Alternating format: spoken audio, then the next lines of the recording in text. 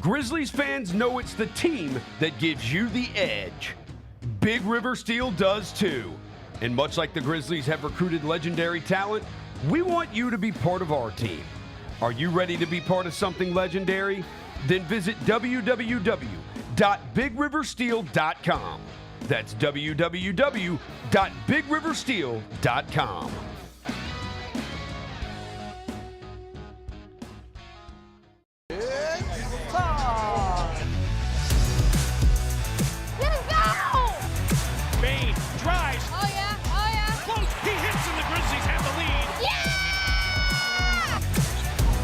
With a knockaway. Good defense.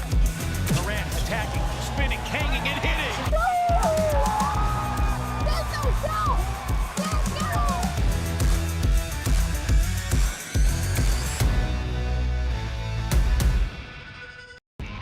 When it's all on the line, you turn to the strong, the stable, the unwavering.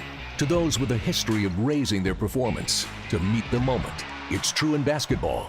It's true in banking. Grizzlies Checking from Pinnacle. Play hard, bank easy. Open a Grizzlies checking account with at least $100 and a recurring direct deposit by August 31st, and you could receive a $200 direct deposit bonus into your account. Details at grizzliesbanking.com. Member FDIC. Double your chances to win all month long in March with two big promotions. On Fridays, embrace the madness and win a share of $150,000 in cash and free play. On Saturdays, starting March 8th, go for the gold and win your share of up to $10,000 in cash and free play in the 80K Fool's Gold giveaway. Enjoy live entertainment all month long and play for your chance to win big in March only at Southland Casino Hotel. Must be 21 or up. Play responsibly. For help quitting, call 800-522-4700. Thanks for showing up, Memphis. Nothing compares to catching your Grizzlies IRL. And that all starts with buying tickets at Ticketmaster, the official ticket marketplace of the Memphis Grizzlies and the NBA. Ticketmaster gets you to the game so you can catch every highlight. Put that jersey collection to use for the next game and get Grizzlies tickets at Ticketmaster. Whether they're here at FedEx Forum or on the road, Ticketmaster's got your back when it comes to scoring tickets. And there's no better brag than saying you saw it live. Let's face it, there's a lot of trash talk in basketball, but the great teams let their performance do the talking. Like Ford F-150 with Pro Power on board, a class-exclusive industry-first feature that turns your truck into a mobile generator and leaves the competition speechless. Ford F-150, official truck of the Grizzlies. Greatness starts here at your Mid-South Ford dealer. Class is full-size pickups under 8,500 pounds, GBWR. Kroger shoppers and Grizz fans, one exclusive last-minute discounted ticket deals texted straight to you during the Grizzlies 2024-2025 season. Sign up with the new Kroger Buzzer Beater deal. Fans can sign up by texting Grizz to 636-479 or visit your local Kroger store in the Delta Division and scan the QR code. By signing up, you agree to receive recurring automated promotional and personalized marketing text messages from the Memphis Grizzlies. Consent is not a condition of any purchase. Message frequency varies. Message and data rates may apply. Shinedown. Dance Kid Dance Tour. Live in Memphis. FedEx Forum Saturday, August 30th. With special guests, Bush and Morgan Wade. Get tickets now at livenation.com. Shinedown, live in concert. For more, visit shinedown.com. Thanks for showing up, Memphis. Nothing beats catching your Grizzlies IRL, and nobody knows that better than you. So next time you want to hit up a game, Ticketmaster's got your back with tickets to every upcoming matchup. Whether you're catching the Grizzlies at home or on the road, you'll find tickets at Ticketmaster, the official ticket marketplace of the Memphis Grizzlies and the NBA. Keep putting that jersey collection to use and get Grizzlies tickets today. There's no better brag than saying you saw it live. See you courtside again soon, Memphis. I see people who look like me and were born probably in the same decade as me, watching all of these young people jump into the transfer portal and saying, it's ridiculous. You got to stop thinking about this like it's a normal college experience. It is not. You know what the priority is? Maximize your earning potential for every year of eligibility you have left. That's what this is about now. These are jobs. The Gary Parrish Show, live on weekdays at 10 a.m. on YouTube at Grind City Media and the official Grind City Media app. Live from downtown Memphis, this is the Chris Vernon Show on YouTube at Grind City Media and the official Grind City Media app. Now, here's your host, Chris Vernon.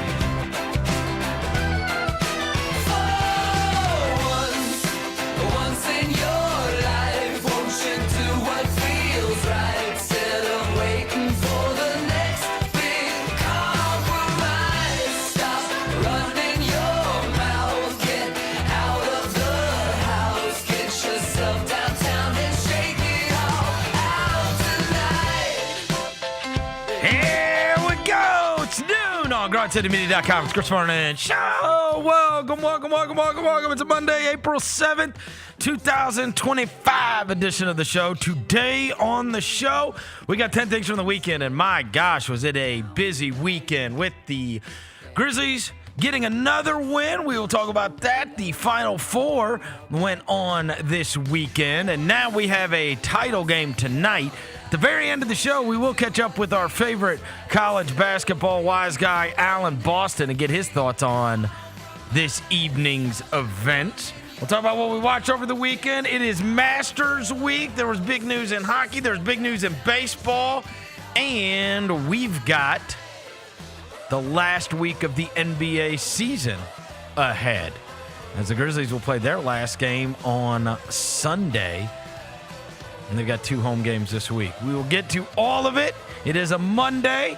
It's finally nice outside. Smile, let's do it. Turn it up.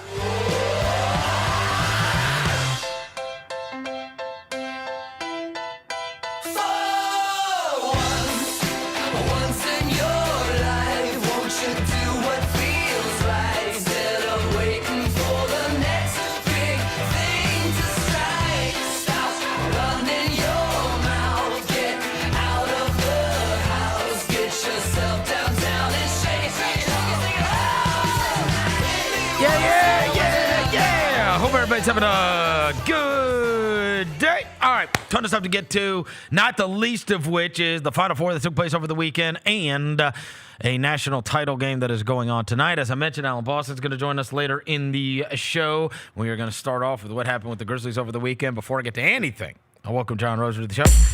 John Roser, a.k.a. the Cologne Ranger, the Body Spray Bandit, Senior Set, Johnny Backball, Johnny Bearcat, John Asparagus, Johnny Neckar, John Quadrant, Dr. Thunder, John Lance, he's Yogi Roser. Hello, John. What up? Big week ahead. Did it? Yep. Big week ahead. Big week ahead. Big week ahead. Multiple reasons. We got a lot going on this week. A lot going on. It's an amazing time of the year, to say the least. All right, let's get to 10 things. 10 things. We know. By the way, Devin will be back with us on Wednesday. You may have seen over the weekend, buddy that worked for the Charlotte Hornets called Devin last week and said he had an extra ticket to Dreamville Fest in North Carolina. And me and Rosa were both in unison saying, you gotta go. You're never gonna regret going. Have to go to You're that. never gonna, if you got a free ticket, Yes. get the flight, go.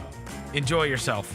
So he will be back with us on Wednesday. Number 1, Grizzlies win. Dog! Grizzlies win. There's no grumpy Grizzly today in the studio, except for maybe one.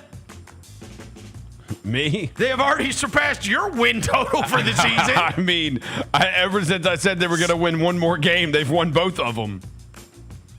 Thank you to the Grizzlies for making John Roser look like a fool. Big win over the weekend against the Detroit Pistons. Nervous times, to say the least. John Morant goes out and is warming up before the game and is announced in the starting lineup. And then right before the game, they announce on the broadcast, John Morant is out for tonight's game with illness. And I guess they intimated food poisoning or something had taken place. And I was like, what just happened? I've never seen that. What is going on? Like, is this just not our year? Like, what is that? We're in must-win situations. Now, the good thing was the Detroit Pistons, by all accounts, they won their game where they had this felt really well for the Grizzlies. So Detroit clinched the night before with their win in Toronto. Yep. And then by the account I was reading, they didn't get in until like 3 a.m. or something after that. So you know they were having the time of their lives after they got that, right? Like, at the very least, it's hard to sleep even after you get done. Because what they pulled off, a moment for them, what they've pulled off this year, and our old buddy J.B. Bickerstaff, is truly incredible. To go from 14 wins to clinching, like you're not having to play your way in, it's incredible. Top 6 seed, yeah. It's incredible, man. That's an incredible job all the way around. Their vibes are great. Yeah. Great vibes. Great vibes. In Detroit. The other thing was, though, so it was like this perfect storm of like, oh no, where they say John Morant's not going to play, and they're like, and for the first time in a week, I have Kate Cunningham's back. I'm like, what is going on? What? How? But no happening? Duren. Thank goodness. No Jalen Duren. And that was taken massive advantage of. Yes. By Zach. Look, Desmond Bane saved the day. He was absolutely incredible. Pistons killer in this game. He's a Pistons killer. He is. We talk Pistons about Grizz killer. He is a Pistons killer. He was an absolute Pistons killer. He had 38. Jaren had 27. They have obviously started to really shorten up they've shortened up the bench, as you have seen since Coach Tumas has taken over. They have shortened up the bench. We're no longer 11 deep by the second quarter in most cases. Now, in fairness, John Morant wasn't in this game, so that takes one of your sure rotation guys out of the mix. But it feels like they've started to settle on something, even though you did get some G.G. Jackson minutes and you did get some Cam Spencer minutes in this one to try it out. Look, Detroit they were coming to the party with nobody tall. And this is where Zach Edey provided a massive advantage for the Grizzlies. This is exactly what we've been talking about. And I know there have been people that have brought up like, well, what you said about Zach Edey. Like, I don't understand why anytime Zach Edey plays really well, it turns into a Zach Edey war, right? Everybody wants him to be awesome, right? Like, I mean, nobody doesn't want him. We spent the 9th pick on him. We'd love for him to be good. Nobody doesn't want him to be playable and awesome, right? We went through a span in time where that was not so. Yeah. Now that is so, and this is the way this works with this show, and frankly, I think most people that care or love the Grizzlies, that's what we want. Yeah. And opinions can change. Yeah. And if he plays well, dominate. Grab the ball. Look, dude, we're still not catching the ball with great but if you great success. If you're going to grab 20 rebounds, grab them. By all means. We'll work on catching and finishing later, but 20 rebounds, create the advantage. That was unbelievable. Yes. And especially you can't allow them to bring Isaiah Stewart to the party as their only big guy. Like, you got to destroy that. And he did. He destroyed it. It was awesome. And it was great to see him have. Also, the passing was really good. 6 assists for him is a big number. That game was all the way down to the end. As I said, Bane stood on his head. He was just absolutely awesome, and they needed it very badly. And that was a much-needed win, as now, I mean, you need every game like blood. You look the rest of the way here, and it is, I mean, no. Jeez. Dez, by the way, Dez has played 6 games in his career against the Pistons. He shoots 56% from the field against them, by far his best against any team, 41.5 from 3. So, yeah, killer. Averages over 20 against them, yeah. So now they have a game against Charlotte coming up this week before they are back home on Thursday night at home against the Minnesota Timberwolves. Number 2, NBA standings. All right, look at it. Oh, my God. I mean, this is an absolute bloodbath. 4 through 8 You have 4 through 8, all with the exact same amount of losses. 32 losses for the Nuggets, the Clippers, the Golden State Warriors, the Minnesota Timberwolves, and the Memphis Grizzlies. Now, you do... I'm going to have to change something. I had said that I thought 48 will get you safe, I think that needs to be amended. It's probably 49, and it might not even be 49. But here's the deal. You hold the cards here, okay? Because you play Minnesota and you play Denver. I know that's a treacherous back-to-back. It is. But you play both of them, okay? So they can't get the maximum amount of wins that you can.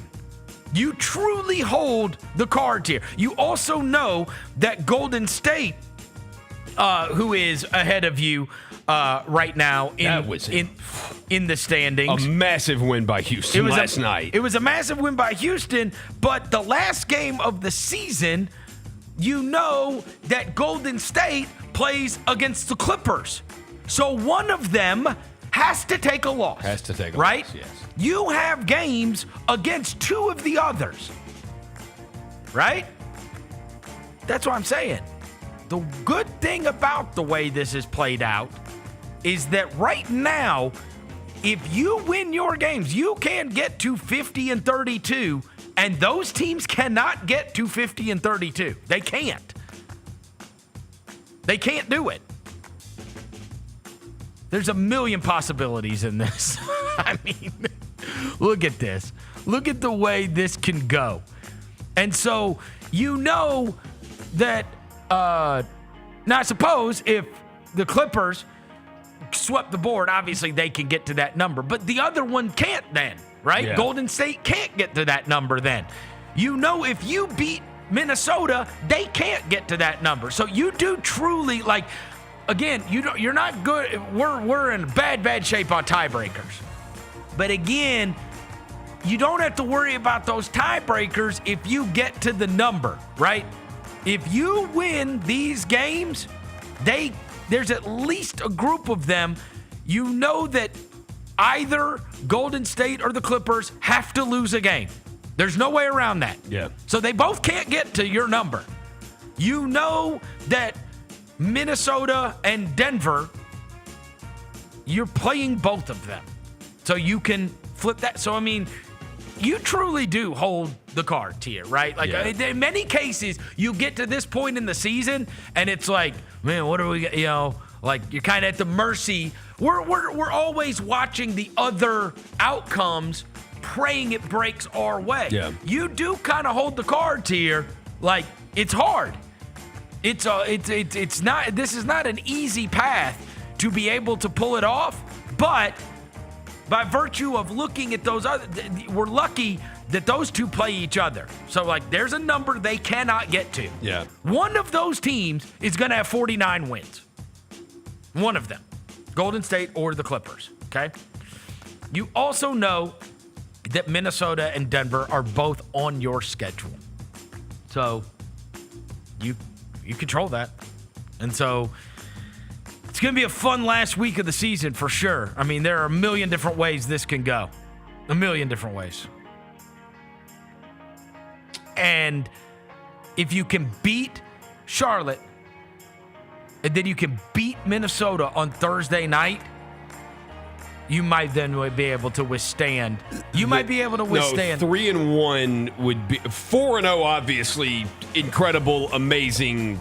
Take your clothes off, run down the street. 3-1, awesome. Celebrate. It gets you to the number. And you're gonna It gets you to a number where you can at least go, all right, now we have a real 2-2. It depends on which two they are. It's tough. Like, because if you go Charlotte and beat Dallas, the two losses to Denver and Minnesota would be because of, right. like, those are the two you don't want to take. If you split Denver, Minnesota, and win the other two, you're sitting good. Like, you're sitting, 3-1, probably, It was enormous for Houston to beat Golden State last night. I watched that game. Did you watch that game? I watched both Houston games. Oh, the Oklahoma City one, too? Oh, I did not my see the God. Oklahoma City one. I saw. Oh, my God. But I saw the Green, Lakers yesterday they're sitting against there Oklahoma going, City. who's their guy? Like, I mean, if these are to mimic playoff games, like Jalen Green and Şengün both had some monsters. Dude, and they have so many guys. They could just they threw like 5 different guys on Curry. Thompson is a like, menace. I love him. Oh, look. No video looks better than me 3 months ago calling him Super Tony. Yeah. He is. Also, didn't you see both of them? Huh? Didn't you see both of them? Like both Thompson twins? I met them both. Yeah. And William has a picture with them. Right, and you saw them working out and you were like, what the hell is this? No. They both look different. And they're both, dude, Asar is good too. Hell yeah, he's good. He's freaking good too. They're both. He may be slightly less athletic than his peer. Maybe. But they do the same crap. Like they're just. All of it. They're all over the place. Like they look like they could be track stars. Yes. They look like they could be high jumpers. They look, I mean, these are top 0.00001% athletes in the world. They're crazy. They're crazy. I saw a video this weekend where De'Aaron Fox said he is the best athlete. Amen. Yeah, he said, I have to play against him. So that's the best. Like, there's no better athlete than him in the league. No, it's freakish. It is. It is. And obviously. No, that was because that was like a pride game because they're pretty much, I know the Lakers they were could. so The physical. Lakers can get the 2 seed, but the Rockets pretty much got the 2 seed locked up. If they win one more game, they're going to have it locked up. Like, that was like a pride thing. And, dude, Adams looks like Adams. Yep. They made both of those teams, both Oklahoma City and Golden State, they made them so uncomfortable. Yes. That was old school, drag them into, come to the gutter. Yeah. Come to the gutter. We're going to push you around. We're going to beat you up. Number 3, speaking of the gutter, Houston wins 70-67 over Duke. Duke was held to 1 field goal in the last 10.5 minutes. You can go back to last week's show, and I told you over and over again, Roser, I said this is the absolute best possible scenario to get to see a team that might very well have 5 NBA draft picks on it, but they are young. How are they going to react when it turns into an absolute fight? And the reaction was not good because Houston turned that thing into a gutter war. Yeah. And I had posted that, I had talked about that video of them practicing, and I posted it on Twitter after the game saying, it's relevant now. Like, you watch it, and it's like, this is not, we are not the same. Yeah. And those jokers, we said on Friday, they have 4 losses. 3 of them were overtime losses. And they were down at Kansas and went to double overtime, and they will play your ass to the buzzer. To the buzzer. And not relent. And this is the practice video that I put up. This is how they practice. So the idea that they would play the way they did when their whole season was on the line is unsurprising. You may have seen, there was another video going around, from before the season where they were, were running like miles at like 5:30 a.m. And it's like the work you do in the darkness. Right. And then even after the game, Kelvin Sampson was talking about those guys hitting free throws down the stretch. They shoot 150 every single night. Like, that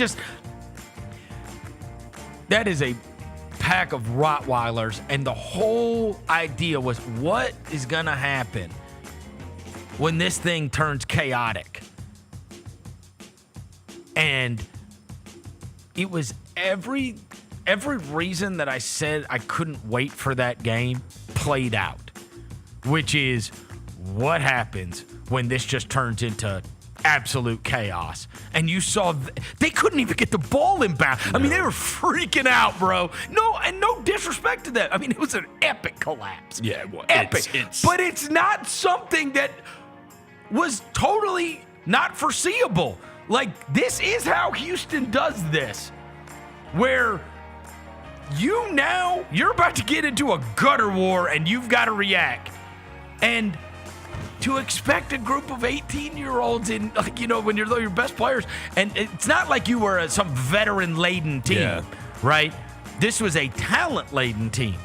But how are you going to react? And the reaction, they did not score a field goal. They scored 1 field goal in the last 10.5 minutes of the game. Houston took their first lead. The lead they had, it was 6-5 at one point, right? Houston had the lead, 6-5. Yeah. That was the last lead they had until there was 19 seconds left in the game. Crazy. That's crazy. And That's crazy. You go And a through- 9-0 run in 32 seconds. They for sure got us off the hook. At least we missed the front end of 1-1s. Yeah. Like, we have, obviously, look, it's almost 20 years ago now, but it was the most devastating loss you could fathom. Yeah. Was the two, and it happened in that town. That's a crazy San Antonio, thing. yeah. It happened. Same arena, It happened same stadium. in San Antonio in 2008. But we at least got the ball in bounds and then got fouled, and then we missed the front end of 1-1. Yeah.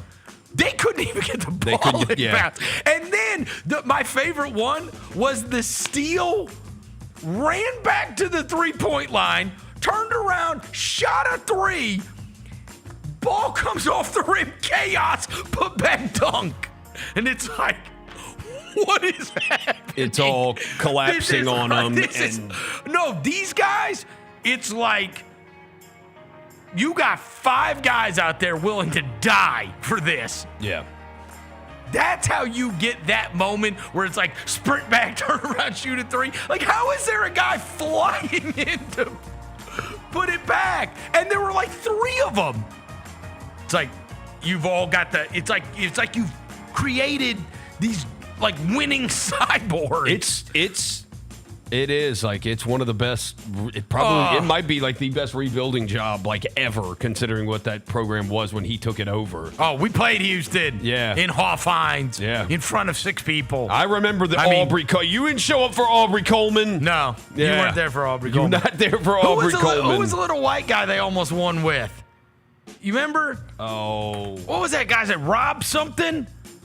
What was that guy's name? You want to talk about a forgotten one? Like, these are AAC legends. Like when, like in UAB. Rob Gray. Rob Gray. Yeah, Rob Gray. I remember him. I was almost Babar. I at least got the first name and remembered the little being a little dude. He's still playing is? in Turkey. Yeah, he plays in Turkey. He's probably for on Robert Galatasaray. Vaden's team from UAB. Yeah. Shout out Robert Vaden. AAC All-Stars. I have to admit, I turned it off with 30 No! something seconds left. I turned it off. No! Duke was up 6 with 34 seconds left. Like, I didn't think they were going to lose. Wow. And Duke had dominated the game. Like, they literally, Jessica went through it this morning. It's something like Duke field goal percentage, 3-point percentage, free throw percentage. The first rebound. one ever. Like, yeah, I mean, they dominated everything except the scoreboard. The first one ever to lose. Yeah. I saw that. They won like every statistical category. I saw that stat. I saw that stat this morning where. Where was it? I think I saved it. It was something like where they had. They won higher field goal percentage, more free throw attempts, more assists, fewer turnovers, more steals. Teams that had done that in the tournament, if you fit those 5 categories, higher field goal percentage, more free throw attempts, more assists, fewer turnovers, and more steals, yeah. they were 335-0. Yeah, now 335-1. That's what it was, yeah. Boy, that's a tough one to take. That's a tough one. That is a tough one to take. I don't know. Did you see the story about the one of the craziest stories from the weekend that came out of this was the AI prediction thing? The $1 million bet. Have you seen this? No. There was a $1 million bet between a pro gambler and an artificial intelligence site. Okay? And so that bet was going to be decided by the winner of Duke and Houston. And the Vegas bookies had projected the gambler, he had Duke, to win because he had Duke in it and they were a 5.5-point favorite, right? And so pro gambler Sean Perry and the 4Cs AI program were the two on either side of this. So the pro gambler bets he can beat the AI. And through the first 60 games of the tournament leading into this, the pro gambler had missed 13 picks. The AI had only missed 10. and they both picked the Final Four correctly. So this guy named Alan Levy, who runs the 4C site, said that ChatGPT said getting 50 out of 60 correct places, AI would have been in the 95th percentile of all humans. So the AI, if you just told it, and it would have gotten 50 out of 60 correct. Both pickers had Auburn to win in the other game. So they both lost. So the AI had Houston and the Pro Gambler had Duke. And the AI won. Yeah. I mean, it does make you annoyed that the AI is just better than, like, you know what I mean? I know, I got it. But I'm saying we're to that point.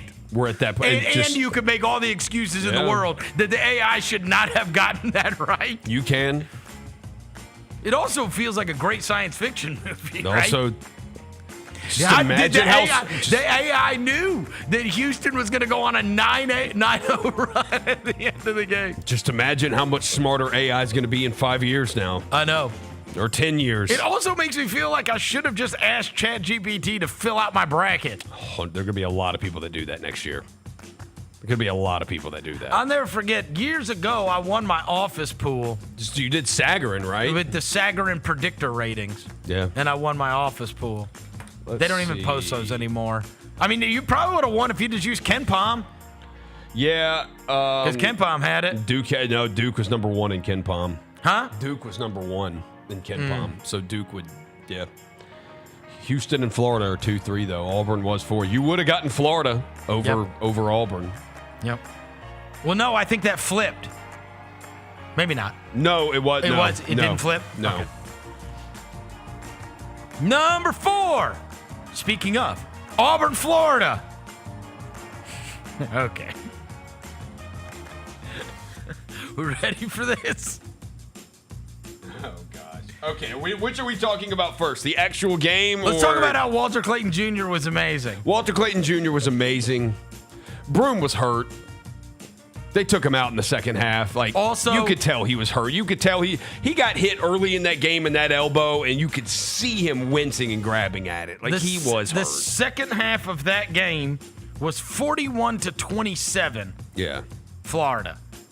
After, we got to halftime, and I did not think Auburn was going to lose. No, this and game. then they were hitting shots in the first half too. It got flipped in that second half. Flipped immediately. We always talk about the players that make a name for themselves, and everything changes based upon what happens in the tournament. Several years ago, we remember Dante DiVincenzo was predicted as like a second-round pick in most of the mock drafts. Nobody thought all that much. Next thing you know, he's like getting drafted in the top 20. You guys are going to have a fantastic NBA career. Right. Clayton Jr. is this year's guy that was so overlooked. And as we talked about last week, he was a 4-star high school quarterback who chose to go play basketball and went and played at Iona, where he ended up playing for Rick Pitino. And now his story is getting to be more well-known. He very well, if they win, he is going to be the most outstanding player in the tournament by a pretty wide margin. Yeah. He has been absolutely awesome. Absolutely awesome. It makes you wonder, what if Pitino had gotten him to St. John's with him? It does make you wonder. Yeah. But that kid, he's from Florida, so it's like he had a chance to go back home. And another example of the student beating the master, right? Yeah. We've seen this many, many times in the past, and there have been other times, and we talk about this all the time. We talked about it when Taylor Jenkins would coach against Mike Budenholzer, which that has still remained, even though Mike Budenholzer is in Phoenix. It's been unbelievable. I remember a couple of years ago, we talked about this on the air. Remember with the Light the Beam Sacramento Kings, which no franchise has ever killed amazing vibes faster than that franchise. But the Light the Beam Kings and Mike Brown, when they went and played against the Warriors, that thing ended up going all the way to 7 games. And one of the things we talked about a lot, and obviously Fox had hurt his thumb, and Curry dropped 50 on him in a game 7 and all that, or whatever it was. And one of the things we talked about was there is an advantage to having the institutional knowledge of, I know this team, I know these players, I know this coach better than everyone. Yeah. Like, if you were going to have anybody draw up a game plan to try to make life hell on the Golden State Warriors, it would be a guy that has coached them and has been on their bench for the last several years, right? Like, this is the team you should be able to know, right? You know, and you can go back all the way in time. Like, you remember that, years ago, the very famous Bucks-Raiders Super Bowl, and it's like, bro, John Gruden knows every single Raider. He was literally there last year. Yeah. Like, he knows them in a way that is because, and that was a weird one because he had left one franchise, but we've seen it many times over the years where if you have a great awareness of that other team, a greater awareness than you normally would, and not that it would be the same personnel at Auburn, but certainly Golden knowing Bruce Pearl so well, because that Auburn team, I thought, from beginning to end, was generally the best team in college basketball. Yeah. Sucks that Broome got hurt, and it sucks that they got Walter Clayton in the second half of that game. He's done it now multiple games in the tournament. He's just... Yeah. Okay. Regarding this game, you love this. Are we done with the game?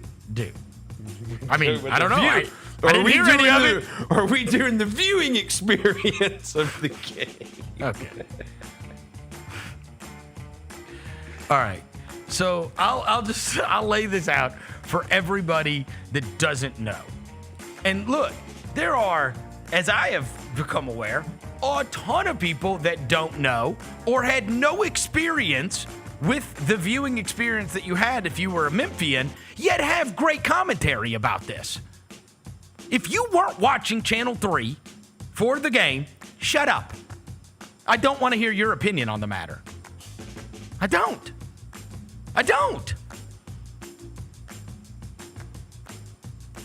I'm not.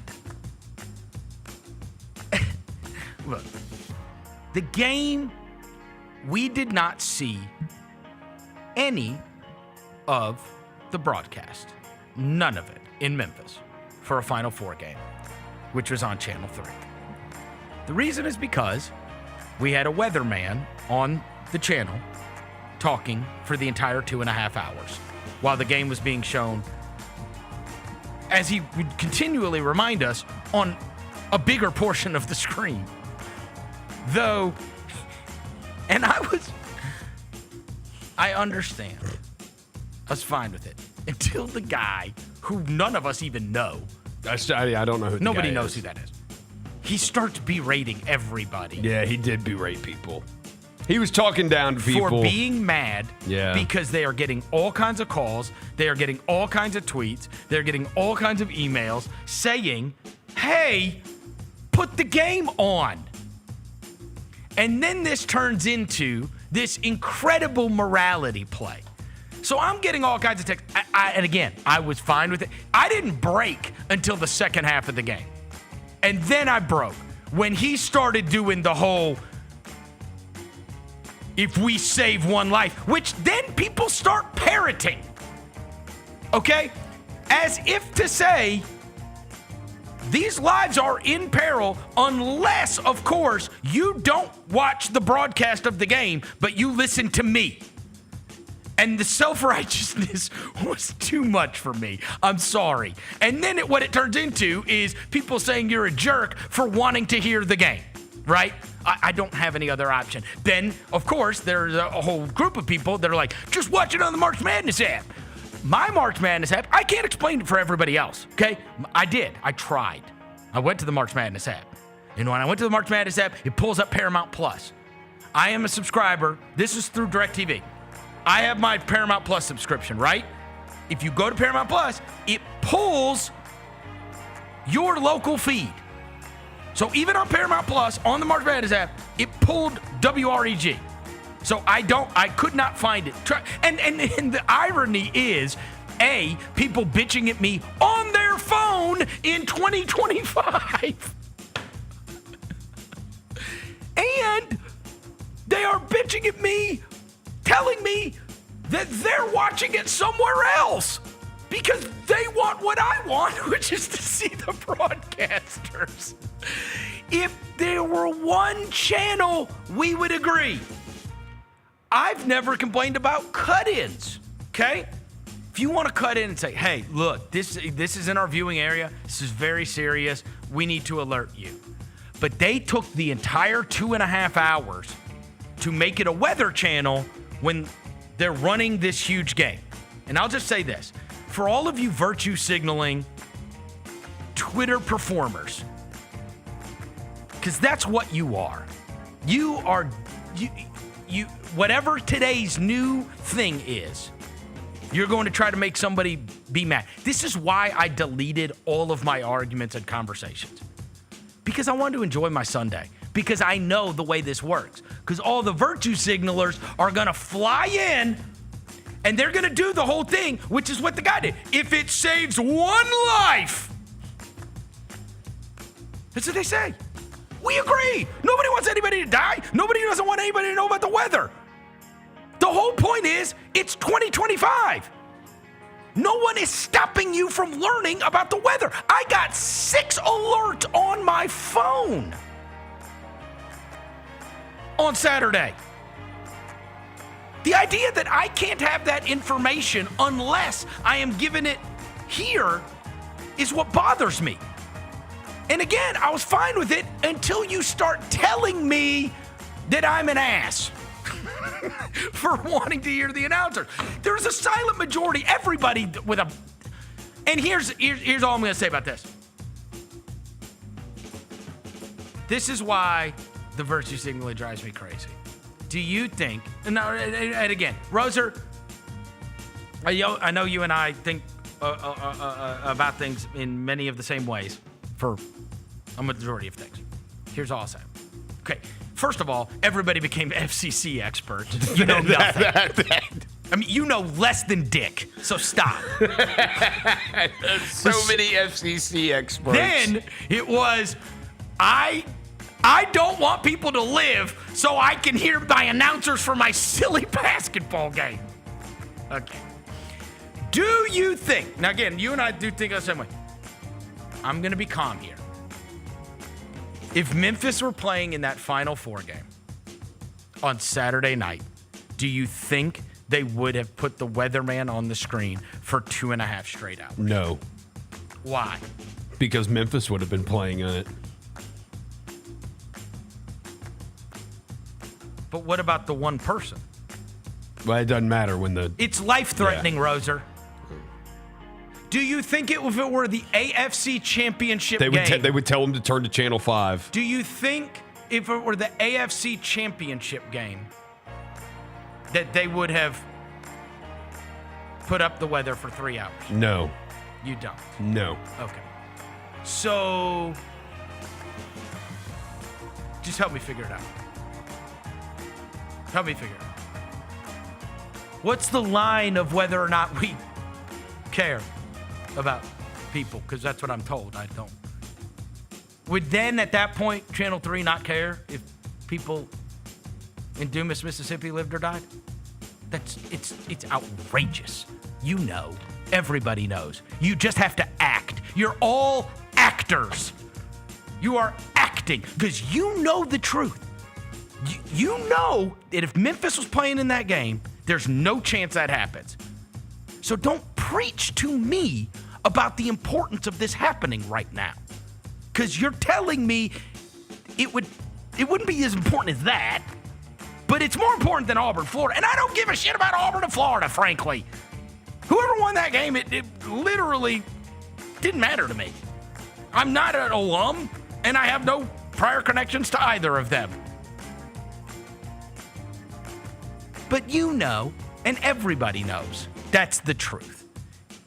You know that. They know that too. So that's where I broke. Don't preach to me, bro. Don't.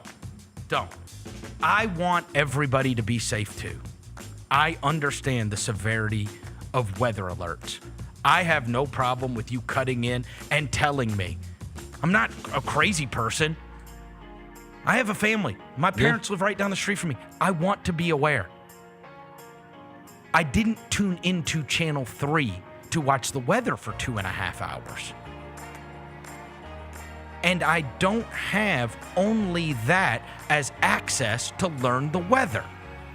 And let's just start that conversation with you understanding as you get on your mountaintop to preach down to all of us that wanted to see the broadcast, that you know very well that would not have happened if it were a different sporting event.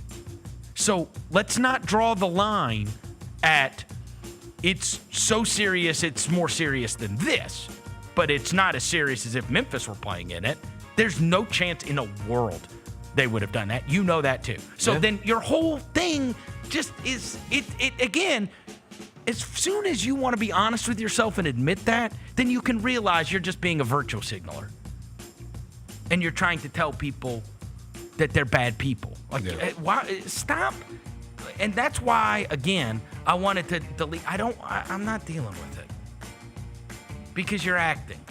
You don't really believe that. You don't really think I'm a bad person because of that. And there's a whole group of people, everybody that was watching that broadcast on Channel 3, everybody. 80% of it was the guy berating us for people calling, emailing, and texting the station. You have a myriad of channels. If it were the only option, we're all on the same page. You and me, we agree. But the idea that that's the only place I can get the weather is crazy. Or that I tuned into Channel 3 for the weather. You can call me a jerk for tuning in for the Final Four. I'll guilty as charged. And then me being berated because other people figured out the options as to how to do it. Like, bro, you're telling me you don't want to watch the weather guy. I don't have a... Like, you know what? I will always remember that game as the game I know nothing about. Except for, what? I mean, I might as well watch a friggin' Charlie Chaplin movie.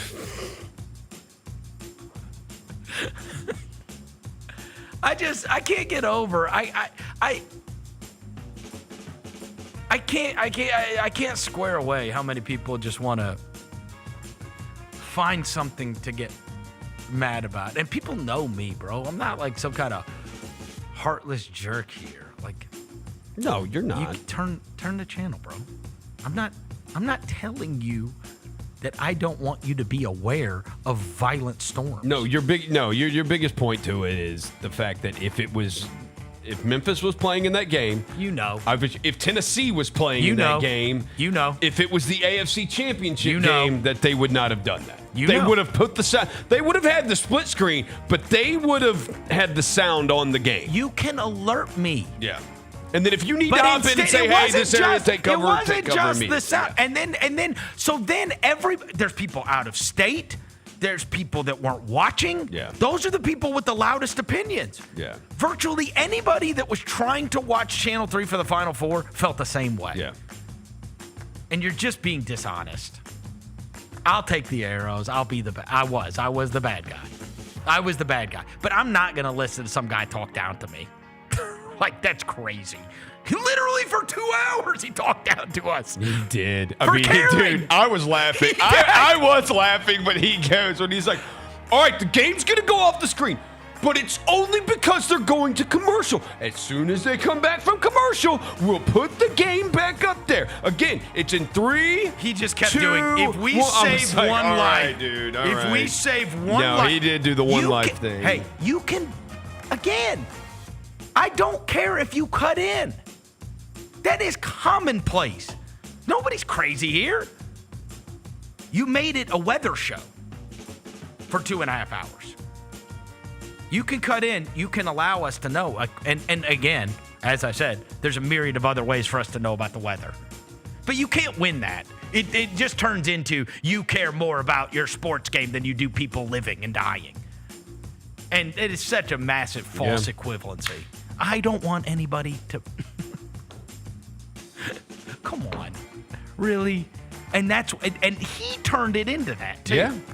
He turned it into that. He did. You care more about seeing your silly sports game than whether people live or die.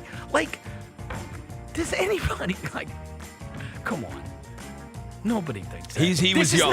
He was a young weatherman. He's a young meteorologist. What I'm saying this is Rosa, but this isn't a zero-sum game. No, but I think it's not. If people aren't, if people don't hear him, they are going to die. No, I hope. But that's what he's. No, I know, and I think, and he was condescending and talked down to the viewers, and I do. So I do, but he is young. I don't know his name. Whoever, if someone will tell me his name, I'll be happy to shout him out. But he clearly was not ready for that moment. And you just got to hope next time that moment's there that he's better. You just got to get better the next time. I mean, look, again, until I didn't say a word until it turned into a morality play. And then I was like, okay, enough is enough. And again, I just deleted all. I don't want to deal with it. Like, because I know the type of people that virtue signal on this type of stuff. Me and you, we are in total agreement about the safety of people. I guess we just see it different ways. And honestly, if you're being honest with yourself, you know they see it different ways too. They care about the safety of people unless, of course, you realize that if that were the AFC Championship game or Memphis playing in the Final Four, the safety of people would have taken a back burner. You know that. You know that. Yeah. They know that. Everybody knows that. So again, until it was a morality play, I didn't. But bro, you know very well. You know. There is 0% chance if Memphis was in that game or if Tennessee was in that game that it would have been conducted. Ole Miss too. If Ole Miss, because Ole Miss, they were in that region that Auburn was in. If Ole Miss was there, what a world! What a world! Yeah. Number 5, UConn wins a women's national title. My God, I did not. I could. You know what? I'm a cop to this. I had no idea it'd been almost a decade since they had won the women's national title. It did not feel like it at all. Like, if I would have asked you when the last time UConn won the women's national championship, wouldn't you have said, like... No, it'd probably be like a couple years ago.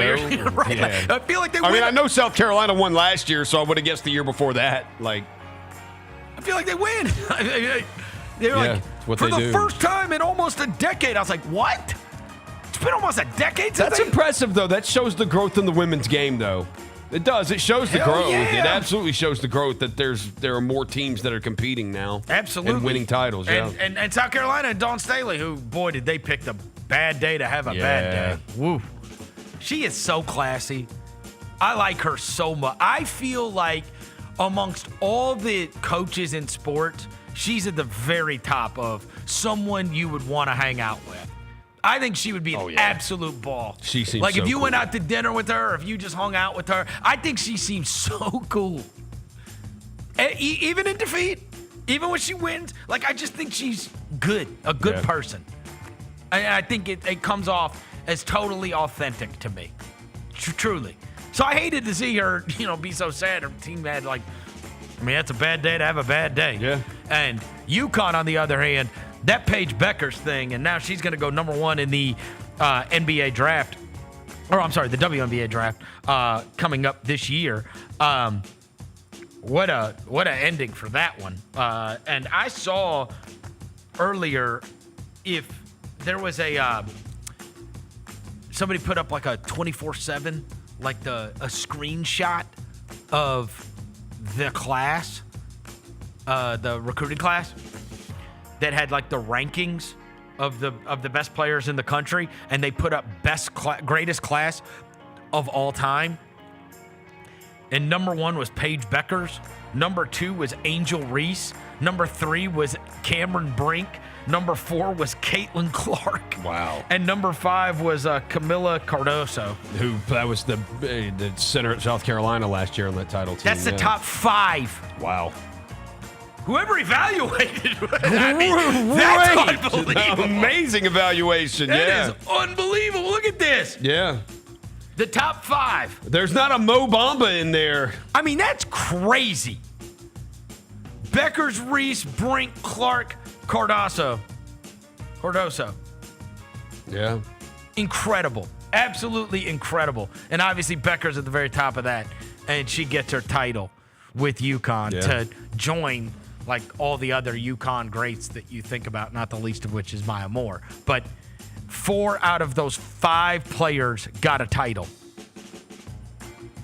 That's insane. And the one who didn't is the best. Right. Is the best of them. Right. Yeah. Unbelievable.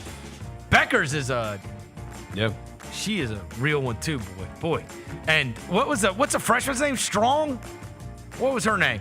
Strong, right? Yeah. Buddy, do they have one in the mix there? I mean, she's a weave. She is awesome. Sarah Strong, Sarah Strong.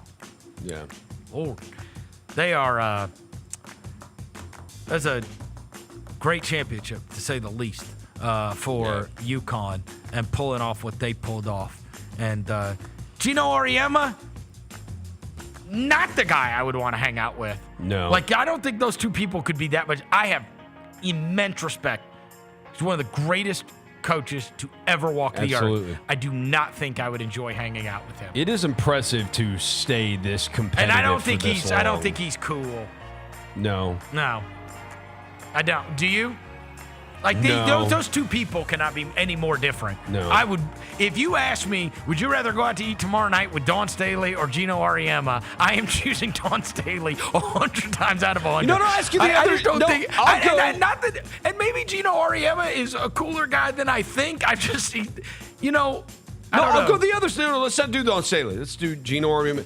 I don't know. How do you feel about Dan Hurley, the other UConn coach? See, I actually think... I think he's cool. Yes, I think so Dan too. Hurley would be cool, too. Dude, I do, tell too. me you saw his tweet over the weekend. No, what did he tweet? That John Fanther, whoever... Yeah, I know that, John Fanther. Yeah, said that in the Auburn and Florida game or whatever, I think it was Auburn, Florida. Or no, maybe it was Duke and Houston. I don't know. He talked about how both of these coaches have gone very hard at the ref and used very untoward language in doing so, right? Like, this is getting very heated. And I can't remember the exact thing. You could go find it. But Dan Hurley retweeted and put, like, "Oh, the horror" or something. There it is. What a disgrace.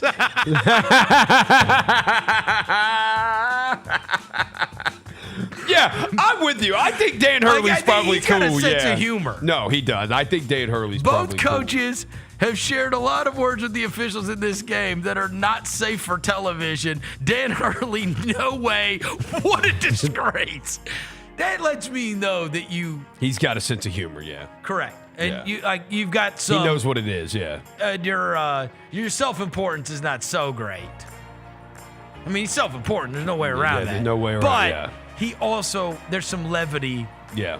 The idea of him retweeting that and putting "no way," what a disgrace. What a disgrace, yeah. When he's the guy known for being horrendous to referees is legitimately funny. Yeah. But I think so. I think he would be fun. He would be. I think Hurley's cool too. I bet he's cool. Dawn Staley cool. Gino, not cool. But he's also old. But he's amazing. Look, if you wanted, even when he was younger, I don't think I wanted to hang out with him. Like, he seems. If I had a women's basketball team, you know what I mean? Like, I think he's as good as there's a coach that's ever been. Yeah. Oh, he's won 12 national championships. There's no doubt about it. The guy is amazing. He's won a national title in 4 different decades? He's amazing. Yeah. We agree. Yeah. It's been it has been 4 different decades, hasn't it? Yeah. Yeah. 95 to 2000s, Crazy. 2010s, and now the 20s, yeah. All right, let's take a quick break. We'll come back and knock out the last 5. Chris Vernon Show.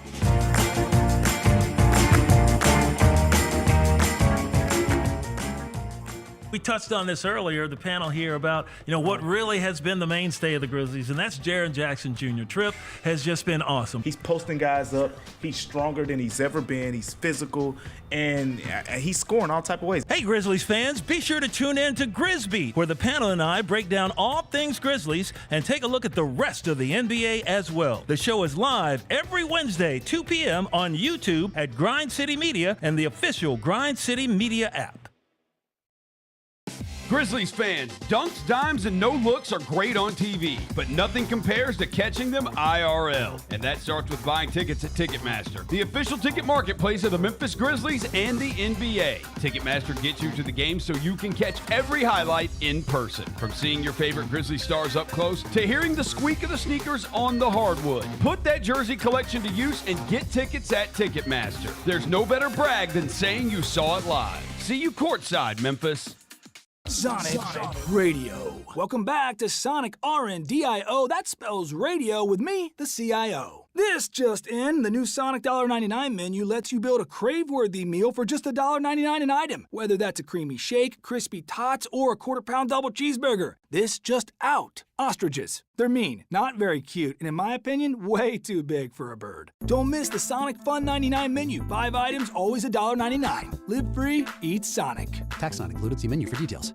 Grammy, Academy, and Golden Globe Award-winning superstar Mary J. Blige, live in Memphis. The For My Fans Tour, live at FedEx Forum Saturday, April 19th, with special guests Neo and Mario. Get tickets now at livenation.com. The iconic Mary J. Blige, for one night only. Fake, a three, it's true for Desmond Bain. FBK, fly by King. Wheels through the lane, now spins back. Ja hangs, puts it in! Oh, what a shot by Morant in the clutch. So hot. Oh, Jerry said no! Because he doesn't put on a play, comes up with a monster block. I never in a million years would have ever thought that John Cena's final run would be as a heel. I love it. I love it. Once they saw this from The Rock, they knew it. Everybody knew it except for Cody, which was so good. Great camera work by WWE. And then the kick. Yeah, I don't think WWE gets enough credit for the camera work and the production quality. I mean, it is incredible. Tune in to Grind City Wrestling weekly on the Grind City Media app and on the Grind City Media YouTube channel. Thanks for showing up, Memphis. Nothing beats catching your Grizzlies IRL, and nobody knows that better than you. So next time you want to hit up a game, Ticketmaster's got your back with tickets to every upcoming matchup. Whether you're catching the Grizzlies at home or on the road, you'll find tickets at Ticketmaster, the official ticket marketplace of the Memphis Grizzlies and the NBA. Keep putting that jersey collection to use and get Grizzlies tickets today. There's no better brag than saying you saw it live. See you courtside again soon, Memphis. There's no substitute for experience, the knowledge gained from having been there before, and the passion to share what you know to make everyone around you better. It's true in basketball. It's true in banking. Grizzlies Checking from Pinnacle. Play hard. Bank easy. Open a Grizzlies checking account with at least $100 and a recurring direct deposit by August 31st, and you could receive a $200 direct deposit bonus into your account. Details at grizzliesbanking.com. Member FDIC. Kroger shoppers and Grizz fans, want exclusive last-minute discounted ticket deals texted straight to you during the Grizzlies 2024-2025 season? Sign up with the new Kroger Buzzer Beater deal. Fans can sign up by texting Grizz to 636-479 or visit your local Kroger store in the Delta Division and scan the QR code. By signing up, you agree to receive recurring automated promotional and personalized marketing text messages from the Memphis Grizzlies. Consent is not a condition of any purchase. Message frequency varies. Message and data rates may apply. Creed. By overwhelming demand, the Summer of '99 tour returns. July 27th, FedEx Forum. With special guests 3 doors down. And Mammoth WVH. Tickets on sale now at livenation.com. Creed returns, the Summer of '99 tour. Welcome back to the Chris Vernon Show on YouTube at Grind City Media and the official Grind City Media app. Now, back to your host, Chris On one morning Vernon. bright and clear, my old folks and I drew near, just a village down in sunny Tennessee. I'd been speeding on that train that would bring me back again to to that girl I left in sunny Tennessee. I could hear those voices singing as she bid farewell to me. Far across the fields of cotton, my old home. All right, we're back. Chris Vernon Show. Let's knock out these last 5. Number 6, what'd you watch? Oh, Roser, I've got something for you. I've got something for you. All right, I watched, I'll let you go. Right. I watched latest episode of The Pitt. Great episode. All right. Winding down. I think I got one or two. I think there's 1 or 2 left in the season that come out Thursdays on Max. And then I am so behind on season 26 of Law & Order SVU. Season 26? Yeah, it's season 26. But we put a dent in that this weekend. Oh yeah, yesterday in the morning leading up to until the basketball started, put a dent in it. I'm like, I got maybe like 7, 8 more to be caught up on that now. But I put a little dent in it yesterday. You're gonna love this.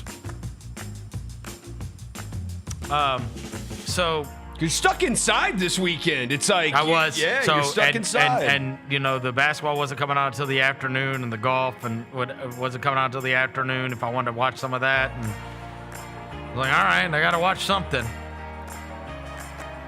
And all I see all the time on my feed and podcasts and everywhere else is everybody referencing White Lotus all the time. Oh yeah. So I'm like, all right, I'll go back. I'll see what it's all about. I'll go. I pulled it up. It said the first season 6 episodes. I was like, I could probably get done with this weekend. I can't go anywhere. Yeah. It's flooded out everywhere. I'm like, all right. So I watched it.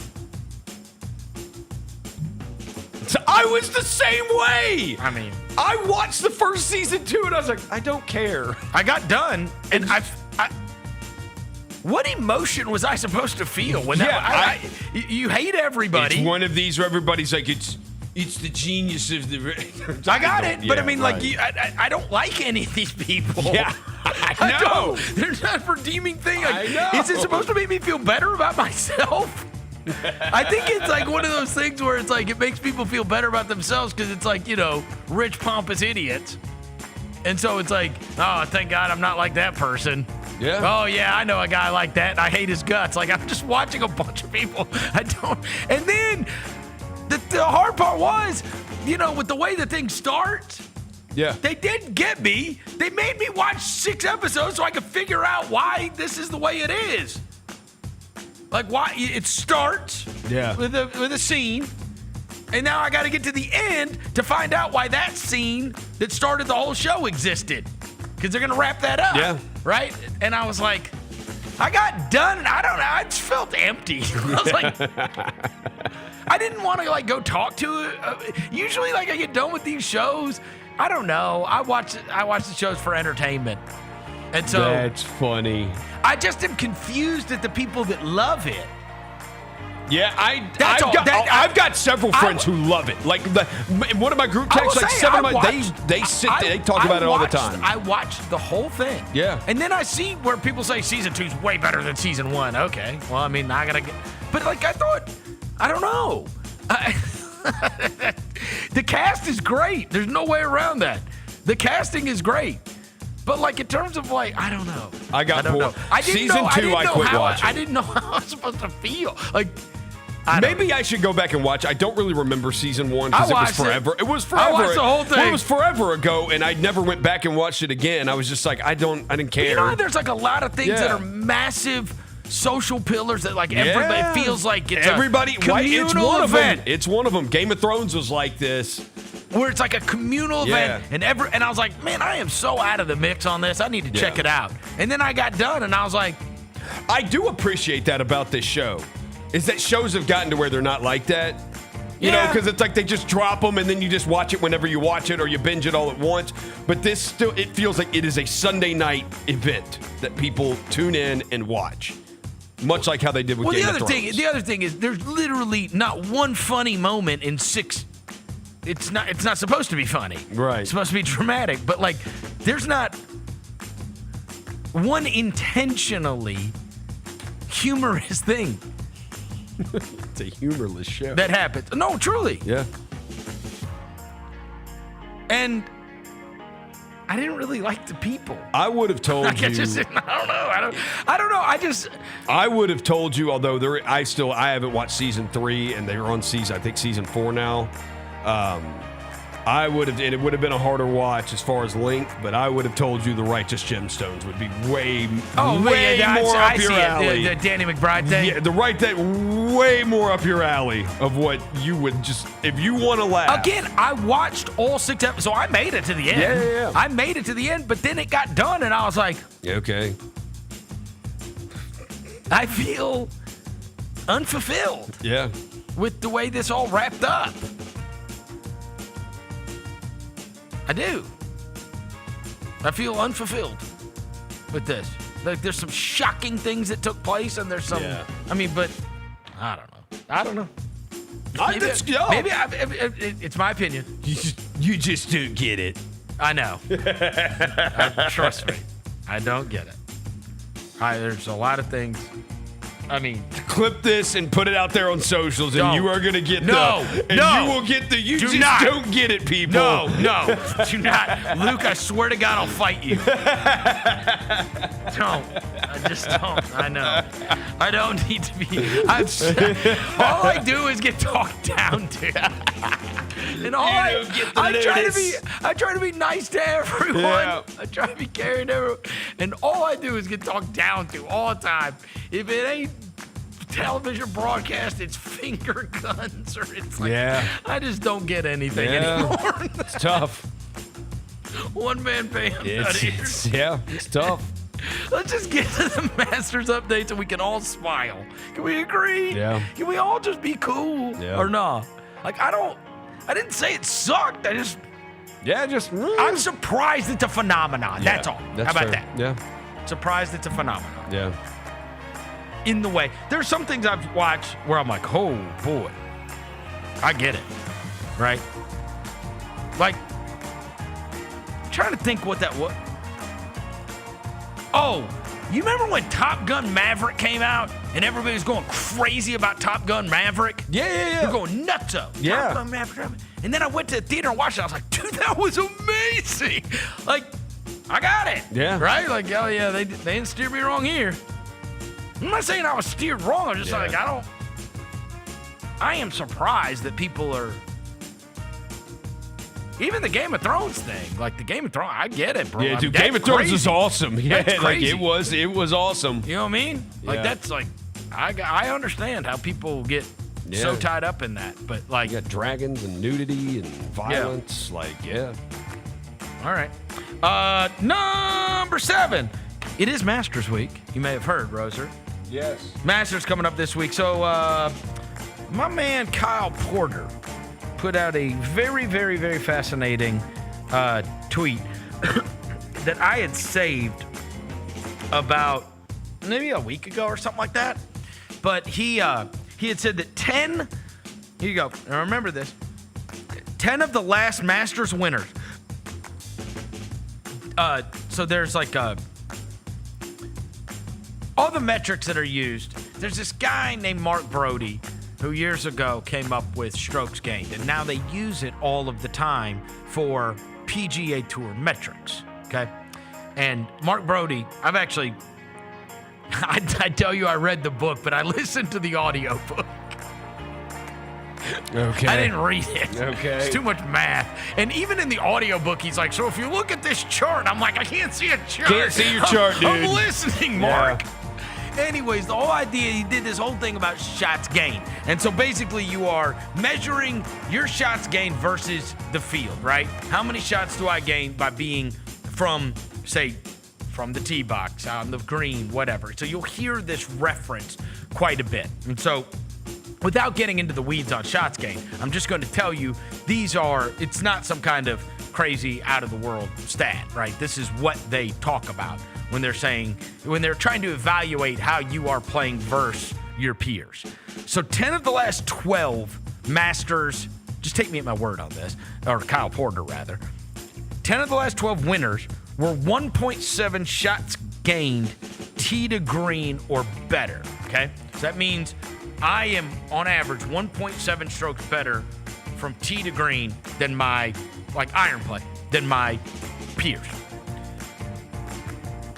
Leading into the last 3 months leading into the Masters, 10 of the last 12 were 1.7 shots gained tee to green in that time. The only two that weren't were Patrick Reed in 2018 and Hideki Matsuyama in 2021. All other 10, so 10 of 12 is a lot. Yeah. The reason this is significant is because I'm going to tell you who is. I know one of them. I think I saw Morikawa. Morikawa is number one. Yeah. Rory, Scheffler, Joaquin Niemann, Shane Lowry, Tommy Fleetwood. That's the list. Those are the guys that are 1.7. Now, again, it's not, records are change all the time, and maybe this will not apply. But one of the things that has been a very good indicator is, and then people see this and they go, oh, surprise, surprise, the guys that are hitting the best shots leading into the Master play. Right. I got it, right? But it's this particular stat where you only have X number of players that fit into those parameters. And so this is something to keep an eye on. Right now, Scheffler is plus 400 to win the Masters, right? So you ain't making a lot of money off betting on him.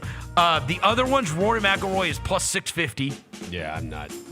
Yeah, then, I can't do it. Of the guys on that list, Morikawa plus 1,800, Lowry plus 4,500, and Fleetwood plus 4,000.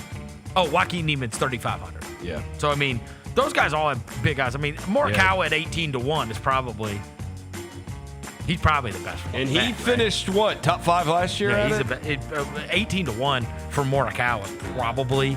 I mean, if you're just looking at, he has been 2.6 strokes gained on tee to green. So, anyways, he tied T3 last year. Something to look at. We will certainly keep these names in mind as this plays out, because that has been a tremendous indicator of who ends up winning the Masters. And those are there's 6 names that applied this year. Yeah. 6 names. McIlroy, Scheffler, Morikawa, Niemann, Lowry, Fleetwood. Those are the 6. Again, it might break rank. You might have a year. Like you said, it's happened twice. It's happened. But 10 of 12 is a lot. Yeah, it is. It is a pretty good predictor. It is. Of who is going to end up winning. So we will see. Number 8. Alex Ovechkin scored goal 895 yesterday.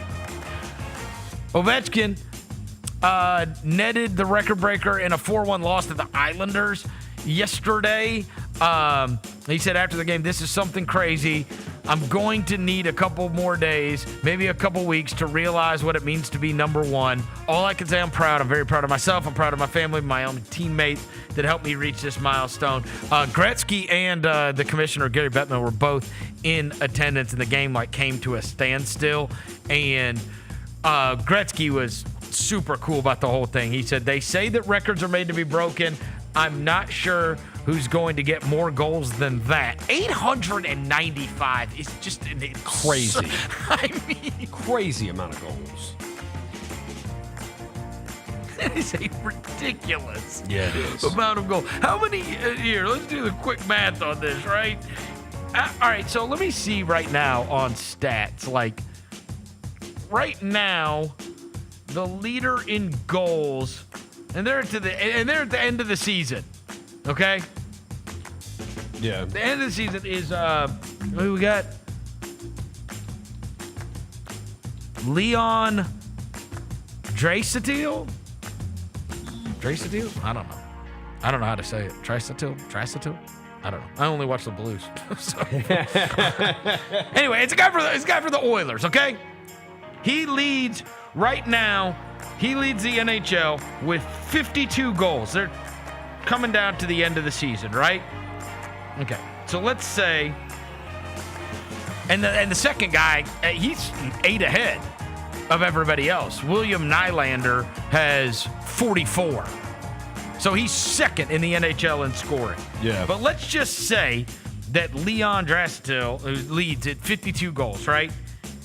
He would have to have this season, the leading goal scorer in the NHL is 52. Let's just say he lands on, like, that's how it ends. Because the second place guy's not going to have 50, it doesn't look like. Bro, he'd have to do that for 17 seasons. Yeah. Almost 18 seasons. That is absurd. 17 seasons of 52 goals? Yeah. He's averaged, Ovechkin, 47. He's averaged 47 goals a season over his career, 19 years with the Capitals. That is unbelievable. Truly unbelievable. And breaking that Gretzky record is just crazy. Yeah. Absolutely Never crazy. thought Gretzky records would be broken, and there's one of them that got broken. Right. Now, his other one's probably No chance, but when you add up his assists... Bro, he has more assists than anyone has goals. Yeah. It's crazy. Yeah. Number 9. Speaking of crazy, and I don't want to say crazy because it's undeserving. I'm saying crazy because every time you see the headline, you're like, wait, what? Like, when you put it into context that a guy just signed a contract for $500 million, that's what Vladimir Guerrero Jr. did. 14 years, $500 million for Vladimir Guerrero Jr. No deferral deal, keeps the homegrown star in Toronto for the rest of his career, and comes as the 5-5 Blue Jays are in the midst of a road trip that takes them to Fenway Park. He is 26 years old. He is a 4-time All-Star. He is the son of Hall of Famer Vladimir Guerrero, who is one of the few baseball players I have traveled to go watch and see, his father, years ago. I loved Vladimir Guerrero. Loved him. He had said he would not negotiate during the season after the sides failed to make an agreement before he reported to spring training. So they talked before spring training, and then he said, all right, we can put this on the back burner. And then I guess they came to him and been like, how about 14 years, $500 million? He's like, okay. Yeah. I mean, how much negotiation do you have to do? Now, Juan Soto got 15 years, $765 million. But that's the Mets. That doesn't count. Ohtani got 10 years, what they do. $700 million. Yeah. 14 years, $500 million. Yeah. For Vladimir Guerrero Jr. We've seen that in baseball and football now. You get these guys that they want to be traded between Myles Garrett and Vladimir Guerrero Jr. And Right. then it's like, well, hold on here. What if we give you this? Yeah. It's like, actually, I love this place. Let's go. Hey, Where do I guys, sign? I told you I didn't want to negotiate till after the season. Yeah. Like, what about This. 14 years, $500 million? I have decided I am willing to negotiate during the season. Yeah, let's do it. Let's do it. $500 million. $500 million. Good for him. Yeesh. Number 10 tonight. All right, we got Alan Boston, our favorite college basketball he's wise there. guy. Oh, my God. How much do you think he loved watching Duke collapse to the Houston Cougars over the weekend? That had to be one of his favorite viewing experiences ever. See, we got him, Alan? Yeah. Alan! Oh, my God. Oh, no. Hey, there we go. Why Yeah, is because What's the going camera- on? There you go. Why is it so What- dark? Oh, God. Who knows? I don't know, because I don't know what I'm doing, because the camera's not quite right. See if we can get set up. How much did you love Hey. watching Duke collapse against Houston? It was better than average. Did you have Houston money line? No. No. Just +5.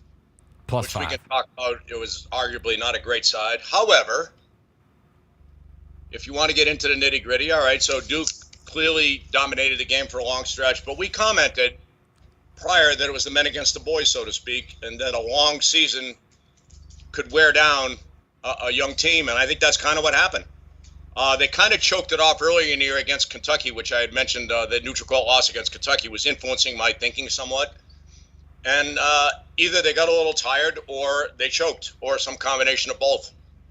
So Houston moves on, but it wasn't without it wasn't like a complete luck box win. It was there was some logic behind the unraveling of Duke. Yeah, but going on a 9-0 run, going on a 9-0 run in 32 seconds is so extreme. I mean, it was just, this is what we talked about on Friday. It's like, how are these young, mega-talented Duke players going to react when this turns into a gutter war? And, like, Houston, we said they lost 4 games. 3 of them were in overtime. They're playing you all the way to the buzzer. And it just became chaos. They hadn't been pressured in a long time. They've been in a, blowout after blowout after blowout. Yep. And, we're all human, and they reacted in a human way, and not in a good way. That being said, the foul on Flag was maybe unnecessary. Yeah, your whole he gets every call didn't work out that well on that one. Yeah, I was wrong about that, but the whole tournament, the refereing's been bizarre at best. Like, I have no idea what an offensive foul is. I have no idea what an over the back is. I have no idea what a travel is anymore. It's every game, it really is. And what was so crazy to me is, like, and again, Shire's going to be an outstanding coach for a long, long time in college basketball, but his guys were clearly freaked out trying to get the ball in bounds, and especially after the tech for the guy, reaching over the line or whatever. But, and then, like, throwing it to the corner where you can get trapped, and it's just, I don't know. They were just such a mess. They couldn't even get the ball in bounds. Yeah, I think that's basketball 101. You get it to the middle of the floor when you're being pressed. And it gives you more angles to get rid of it, and it's hard to trap from there. So, I don't know. All right. Yeah, Shire's a great basketball mind, but clearly his team was not a reflection of him at the end there. Looked like Auburn was in great shape at halftime and then just got ran out in the second half by that Florida team. Florida ends up winning the second half of that game, 41-27. Auburn turns it over probably 10 times in the second half of that game, and Broom looks banged up. And so, what was your biggest takeaway outside of probably Walter Clayton Jr. and how amazing he was from Florida-Auburn? And again, since I bashed myself for getting every first-round game wrong and feeling like an idiot, I will mention that we talked about how Florida had all the big bodies to make Broom's life miserable. Yep. And he was likely less than 100%. And I think that got to him eventually. He did not play that well in the second half, and part two to that is Auburn's propensity to take bad shots, which they did. Even as running out to that lead, there were some mailed-in possessions in the first half where they could have got a better look, and they probably could have been ahead 15-20 and game over had they just had a little more patience on offense, which, Bruce Pearl always allows freedom, and whether that's because he's, if that's his plan, fine, but their freedom can be overcome by superior talent at times. But in this instance, their freedom got them taking some unnecessary shots, which eventually doomed them. You have to treasure every possession especially in a tournament game where it's 1 and out, and Auburn did not do that. And eventually the incessant pressure of Clayton et al. Got to them, and they cracked too. Not like Duke did. I think just Florida was just too good for them. Was too good in the end, and Auburn was perhaps less than their best in the second half. But I think a lot of that had to do with Florida, and not where in the other camp. I think a lot of Houston's win had a lot to do with Duke backing down. I think what happened with Florida was they were just good and played and continued to play really well. And Clayton's a beast, obviously. Walk me through the title game tonight. Looks like it's 1.5 most places. So my number, which is what I pretty much go off of, is Florida 2.5. And I did, for some strange reason, I did bet Florida +1 when I was at DraftKings when they opened the line the other night. But I have Florida 40-1 to win the whole thing. So perhaps I'm being a bit of a lunatic by continuing to bet this. So maybe I will get off that. But I'm going to ride out the Florida 40-1 because I do believe they'll win the game. The Houston's pressure is what generates most of their offense. Yeah, they shoot much better from three this year, but the fact that you can't score on them and they get a lot of offense from defense has been their calling card. But when they're stepping up in class, Braden Smith especially navigated their blitzing of ball screens probably better than anybody. And subsequently, until Duke's last 3 minutes of the game, these better teams have handled. Well, we won't talk about Tennessee, but the better teams have handled Houston's brilliant defense better. And I imagine Clayton and Todd Golden will be more than ready for this. And if Houston doesn't have that to bank upon, I really think they're not gonna win a shootout with Florida. That's for sure. I think that's probably the key to the game, that Clayton et al. Can handle Houston's ferocity, and unlike Duke, who did have a big lead on Houston and wasn't in control of the game, I don't think Florida, if similar happens, will blow it. So I do think Florida is a slightly better team, and I think that they have the capacity to handle what Houston throws at them. This is interesting. I like that you bring up the Purdue game, right? Because Purdue had a fantastic settle it down point guard, right? Like this is chaos, but I can get this thing under control, right? Because I'm not going to be throwing the ball all over the yard. I'm not going to be, right? And that's the role that Clayton can play. We always talk about how you have to have great guards to be able to pull this off. But the idea that they won't freak out, and Houston, like, they're going to make you freak out. They make everybody freak out. And so this is like the great test. Can you make Clayton and that group freak out? And if you say you don't think they can, then no, I think Braden Smith and Painter offered a blueprint to how to handle it. He barely made a mistake, and they got a lot of good shots. Like, Purdue should have won that game. Like, that's for sure. Never mind the two calls where it went off the Houston guy and they gave it to Houston. Right. Which they want to sit there and review it for 20 minutes, whether there's 8 seconds on the clock or 7.6, but they can't, look at a missed call. It's I don't know. It's either let humans screw up or not, and stop this.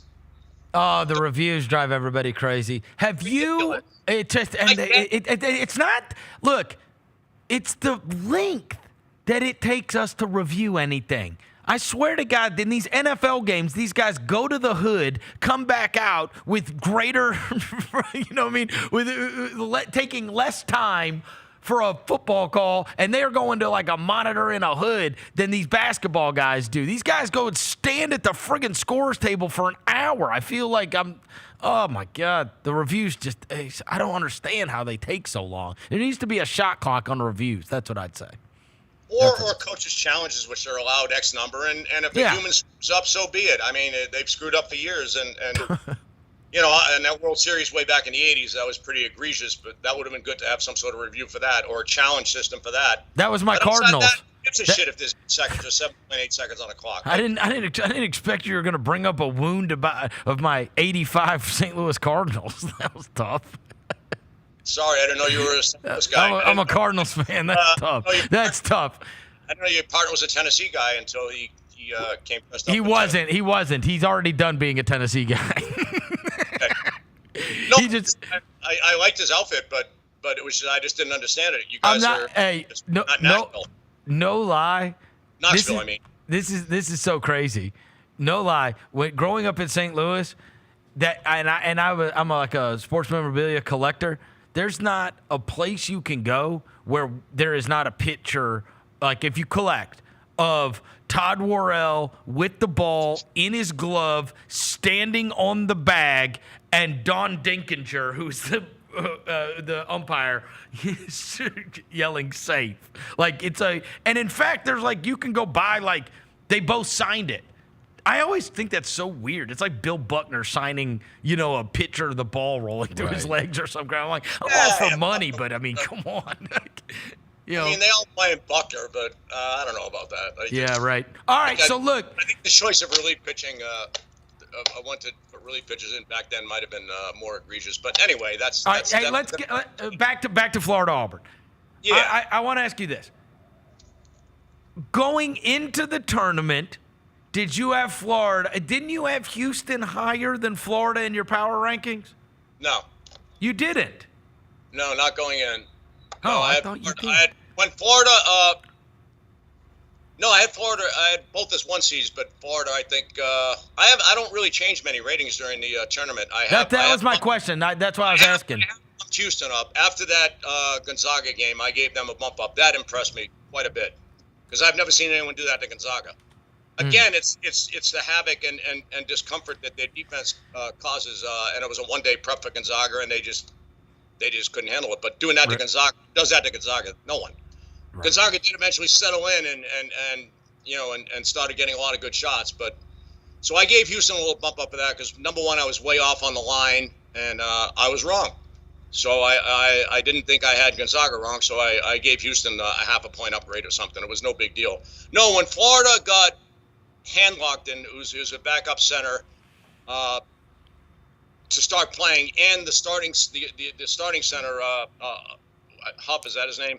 I forget.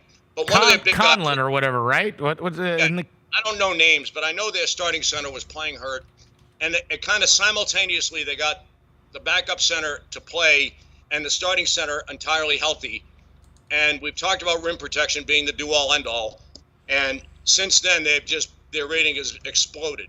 They showed signs of it early in the year. I bet them early in the year in part because they were 20 ahead of a myriad of teams, including North Carolina, which at the time looked very, very good, but ultimately probably didn't mean shit. So I probably stumbled into this 40-1 on Florida for what was a wrong reason, but logical at the time.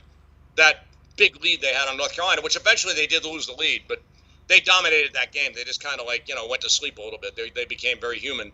But it was actually about 5 or 6 weeks ago that Florida, when they got entirely healthy, their rating just went basically straight up the line. And in terms of betting a game like this, do you just would you just advise taking the money line and not even messing with the 1 or 1.5 that could get you right? It was like, I mean, where do you stand on this when it's like? It depends what the money line is. I mean, if you could lay $1.15 instead of 1, I would do that.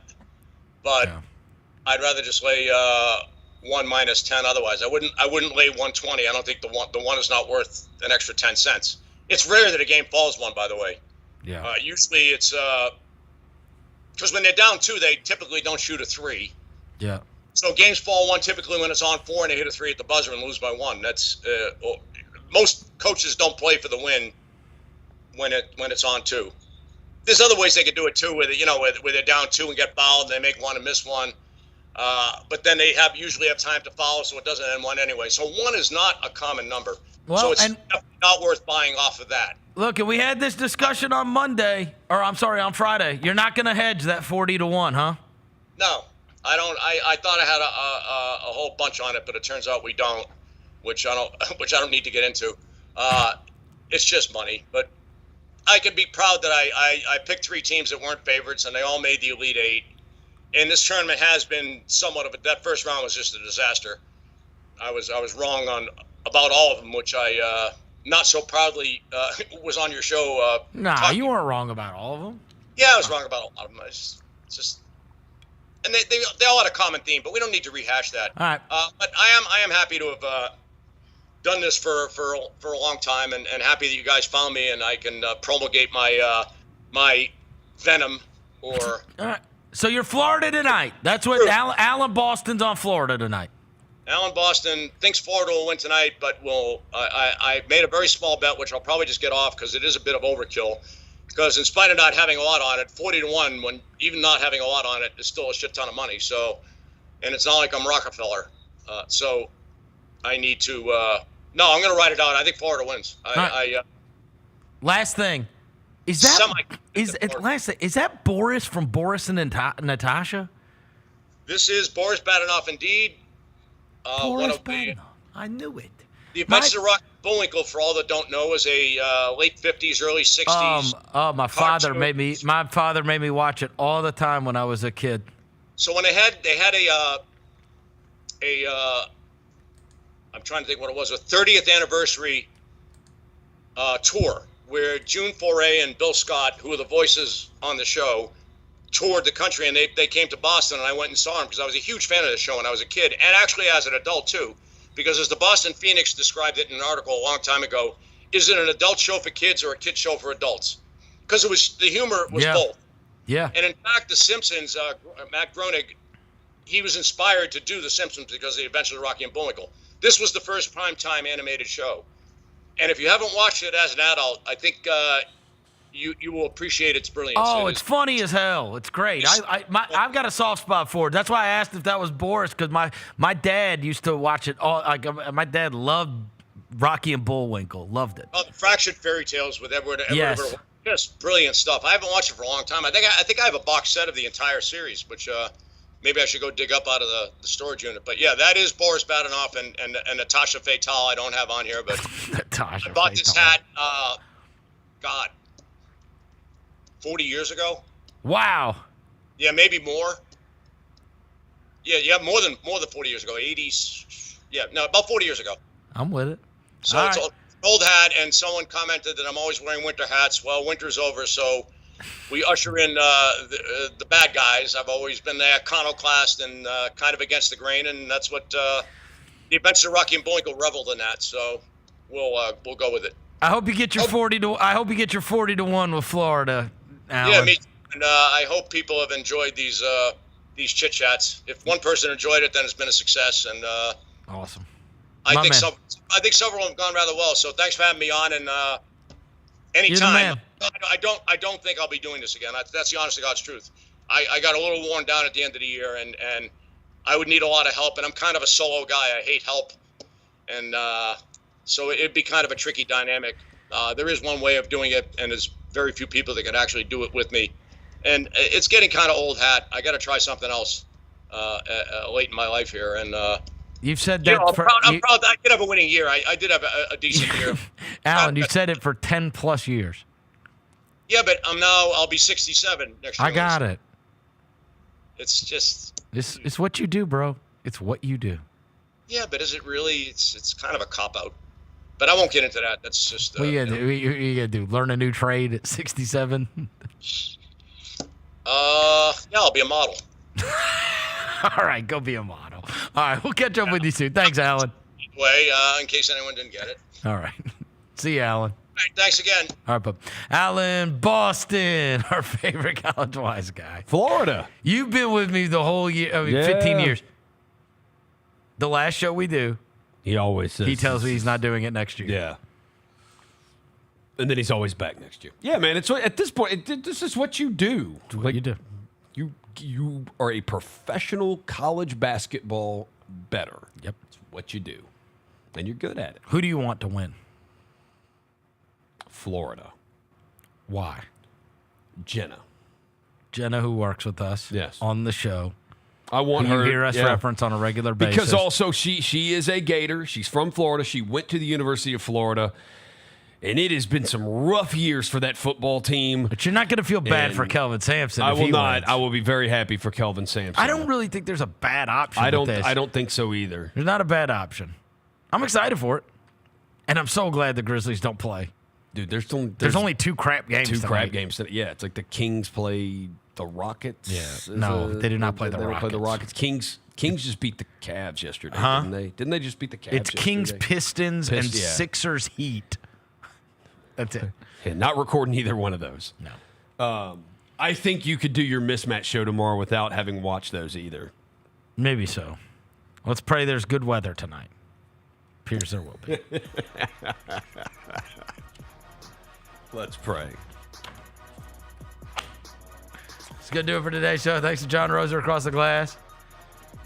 No thanks to Devin Walker. He wasn't here. Thanks to Jalen back in the studio. We will be back tomorrow. Until then, we gone.